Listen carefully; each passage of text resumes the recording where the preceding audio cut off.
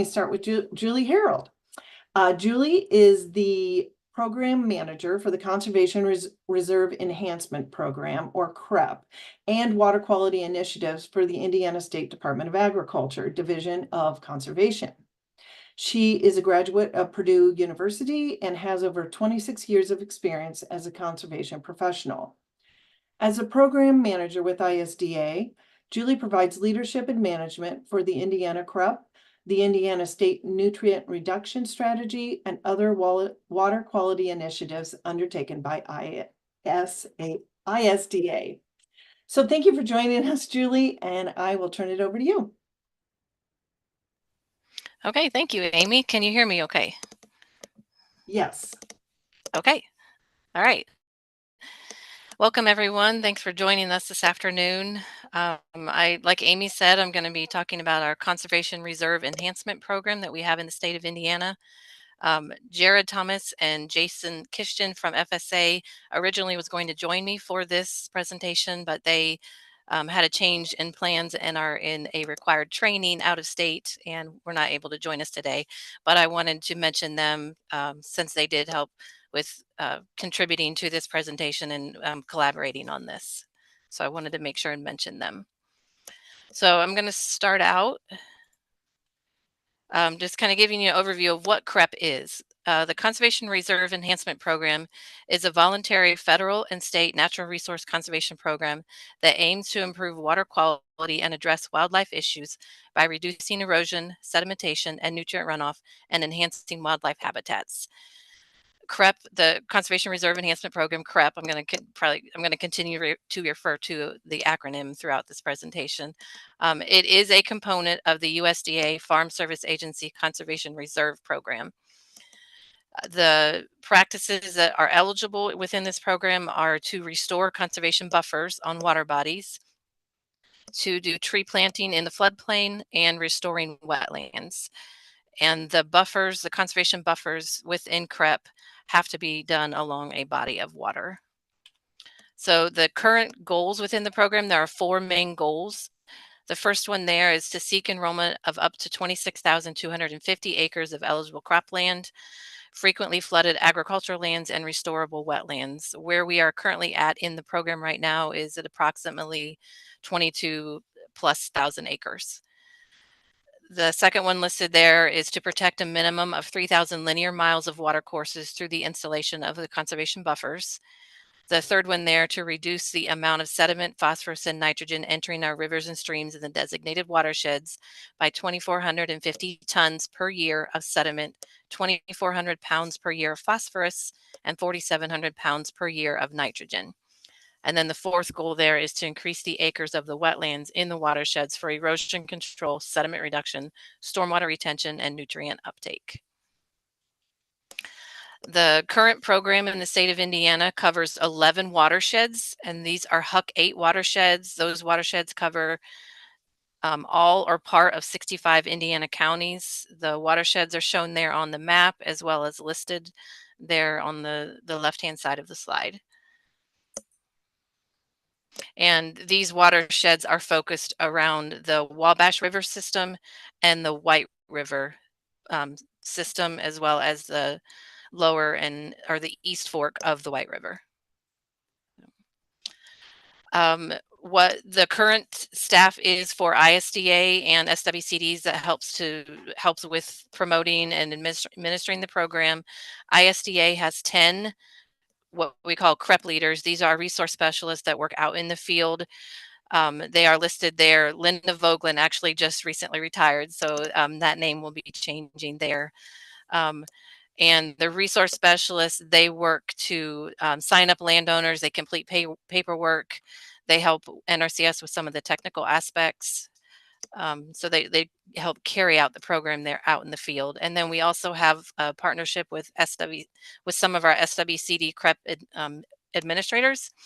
There are also 10 of those around the state, and you can see on the map there the hashed counties are the location of the counties that currently help us to administer CREP. And when I say administer CREP, what the SWCD staff does for us is to administer payments, the state incentive payment to the landowner for this program. The eligible practices within the program are listed here. We have CP2 native grasses. So if you're familiar with the way that FSA categorizes their practices, they always have a CP in front of them. So it's conservation practice. So I'm going to refer to them as CP as I go through these. But CP2 is native grasses. CP4D is permanent wildlife habitat. CP21 filter strip. CP22 riparian forest buffer, and CP3A hardwood tree planting. And then we have CP31 bottomland timber establishment, a CP23 wetland restoration, and then CP23A is also a wetland restoration, but that is in the non-floodplain area. The first 5 practices listed here, I mentioned earlier about how we have buffer practices on a water body. These first 5 practices here are the practices that are required to be adjacent to a body of water. And then we've got the bottomland tree planting that I mentioned, which is CP31, and then the wetland restoration practices there. So the CP31 and 22, or excuse me, 23, those are floodplain only practices.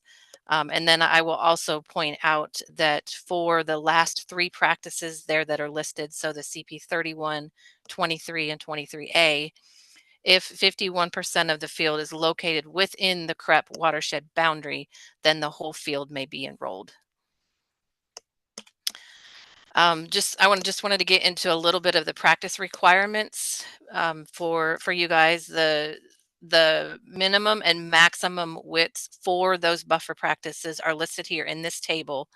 So for CP2 native grasses, the minimum width is 50 feet and the maximum width is 120.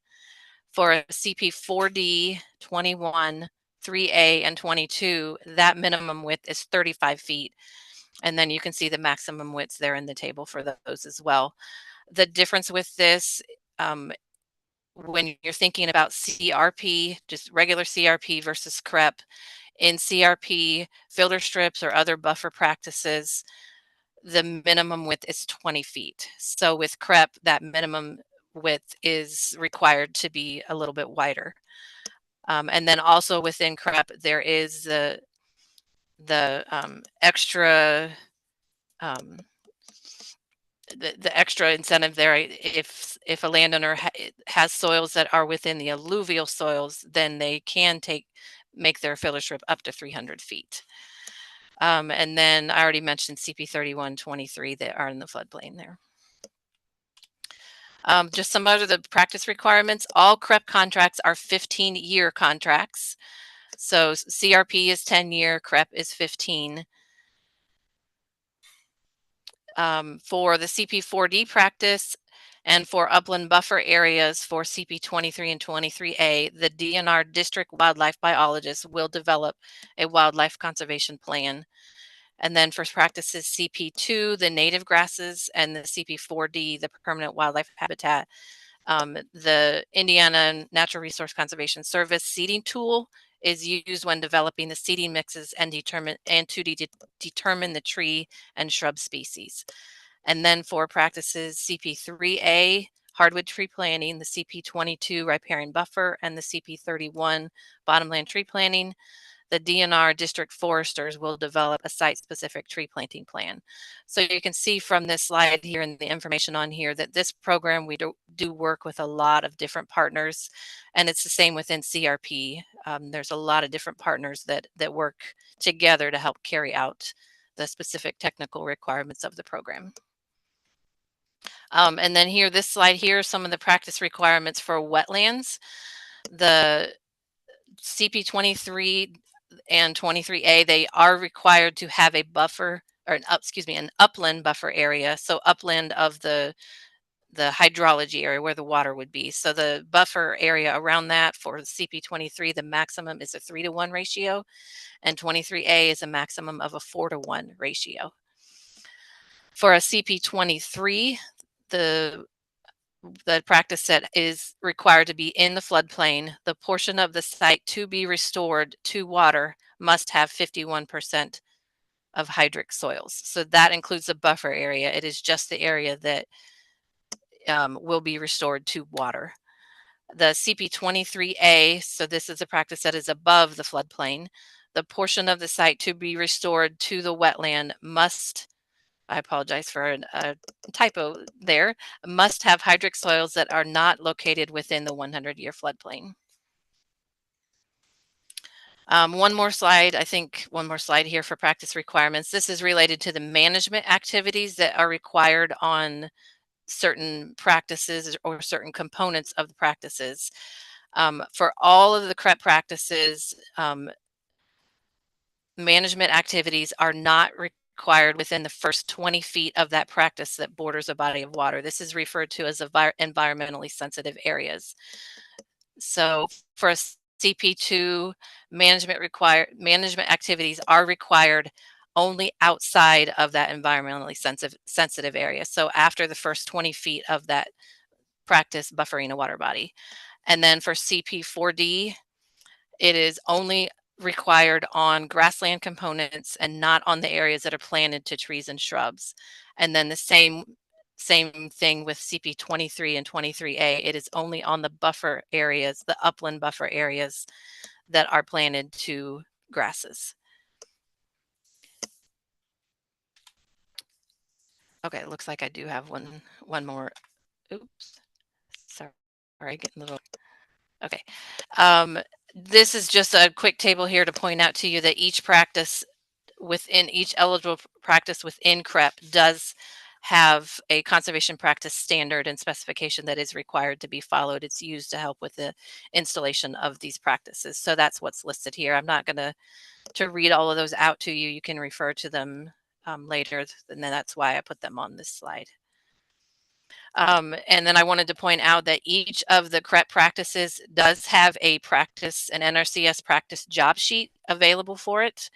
There are practice job sheets available for all CRP practices, and then there are those available for CREP as well. And these are just screenshots of examples of a couple of the practices. But there is one of these available for all 8 CREP practices. Now I'm going to get into the financial incentives that are available to landowners. As I mentioned before at the beginning, in the quick overview of the program, it is a partner program between ISDA and FSA. So there are financial incentives available to a landowner through ISDA as well as through the Farm Service Agency. So through the state of Indiana for the practices CP2, CP4D, and CP21, those are what we consider our grassland practices. Those are $100 an acre for all new and re-enrolled practices. For CP3A, CP22, and a CP31, what we consider our tree practices, those are $400 an acre, for new and re-enrolled projects.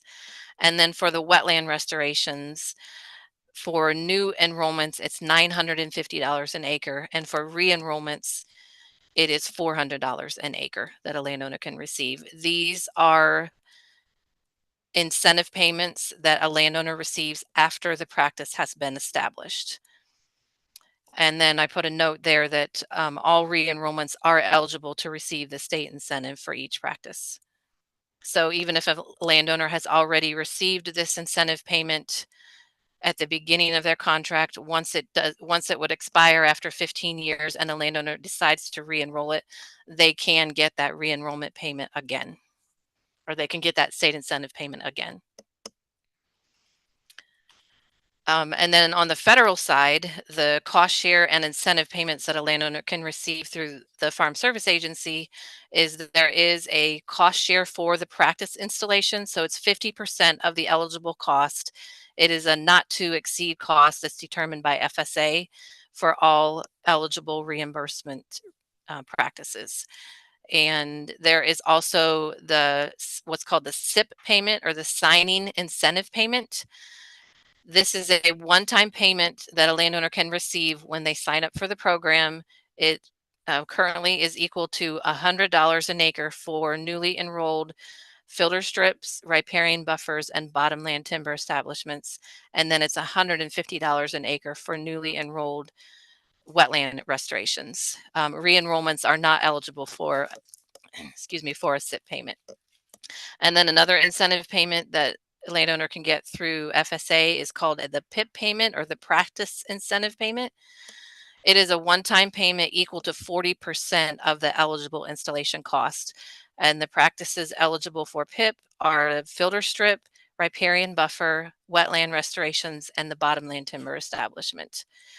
And then one of the biggest incentives for a landowner through FSA is the annual rental payment the landowner receives. That is based on the three predominant soil types. If you're familiar with how that works for CRP, it is the same for CREP. There is just an extra 40% incentive that a landowner can receive on that rental rate. And then there is a maintenance fee equal to the terms of what is written in the FSA national CRP directives. So I've taken all of this information and put it together in one chart. This is called our incentive chart. So all the information that I just explained to you. So it has the incentive payment that a landowner can receive from the state. It has the requirements for the minimum and maximum widths, and then it has all the information for the cost share and incentive payments that a landowner receives through the Farm Service Agency. So this is a handy chart that is available for anyone, whether it's within our ICP staff or for the public. This is available for them as well. Just wanted to point out here the eligibility requirements within CREP. Eligibility requirements for CREP starts at the local FSA office. A landowner can come into an NRCS, SWCD, ISDA office, talk to any of those employees to express interest, but they do have to go to the FSA office, their local FSA office, and start the sign-up process at that office because the eligibility requirements start at FSA, and they are for CREP. They are the same as any regular CRP sign-up. The eligibility requirements include the cropping history and also a 1-year ownership of that land where they want to, where they're interested in installing a practice. And I forgot to mention earlier when I was talking about the ISDA and the SWCD staff, wanted to also mention that FSA, to help with carrying out the program, whether it's CRP or CREP, they do have 75 offices throughout the state that has at least 1 or 2 CRP staff, staff that's dedicated to CRP. And then NRCS also helps out with a lot of the technical aspects. With CREP being a component of CRP, the technical responsibility is from NRCS. So there's a lot of partnership efforts from NRCS and DNR to help with this as well. So that's the big things about the current program. I wanted to touch on here just real quick that CREP we are working on expanding the program in the state.